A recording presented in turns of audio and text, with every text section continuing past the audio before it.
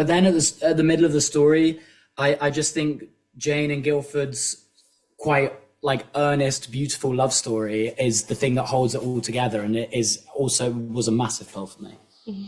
So, hi, I'm Jonathan Bloomberg, writing for Movie Scene in Sweden. Nice to meet you. How's Sweden right now? Is it warm It, yet, or is it still pretty it, cold? it's getting warmer, and it's great now when I get to speak with the two of you, of course. Oh, Almost midsummer. You're yeah. almost there. 2 days, so we'll hopefully survive it this time. Yeah. So I'm loving the vibe of this show. I was in the first 4 episodes, but I just wanted to start out with asking you guys how you kind of found this project to start out with, and what made you fall in love with it afterwards. You know, sometimes it feels like it sort of found me in a weird way. I auditioned for it like every other audition that you get as an actor, where you assume nobody's ever going to watch it. And, you know, I didn't hear anything for months and months and months, so I assumed nobody did, and maybe they didn't. But then 3 months later, I was actually in Sweden, and it was the first time that I had traveled since the pandemic to anywhere.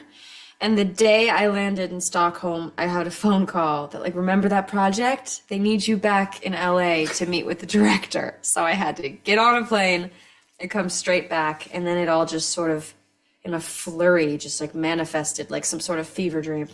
Yeah.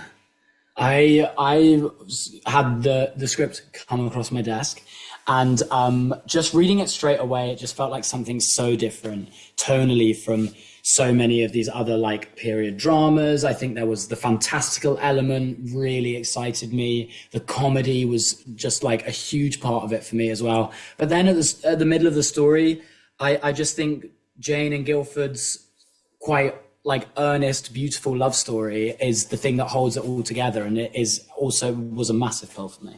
Mm-hmm. Yeah, and as I said, I'm loving the vibe of the show, but I'm wondering how much of that can actually be felt on set when you're recording it, because I'm guessing a lot of that comes afterwards when they cut it together. So you have to have a lot of faith in that stuff will be done in a good way. Yeah, you do. That kind of scenes.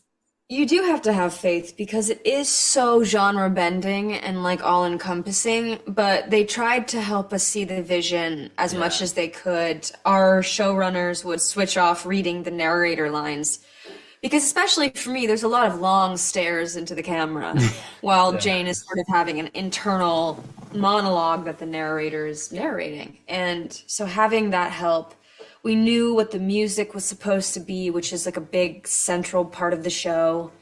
The songs were in the script. I think like that looking at the script, the world building was so complete that actually I could envisage it all. And I think the practical effects, having real animals, the sort of beautiful costumes and the actual sets meant that I sort of did see it while we were in it. And I did feel like we were in it. It's sort of, they didn't, you know, there are some obvious visual effects moments, but other than that, it did feel like we were really there. Yeah, that's nice to hear.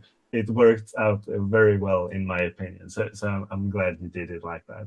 And I know we have like less than a minute left now, but I just wanted to take my time also to say that I'm a huge Castlevania fan. So I'm obviously looking forward to the second season when we get to see Belmont and Alucard team up. Absolutely. I can't wait either. It was so much fun to make that show, and I'm so glad to meet you as a fan. Yeah. So best of luck with the premiere of this show. Thank you. I'm sure it will go great. And Thank you thanks so a lot much. for taking your time to speak with me. Oh, thank you so much. Have a great day. Bye. Tack, tack.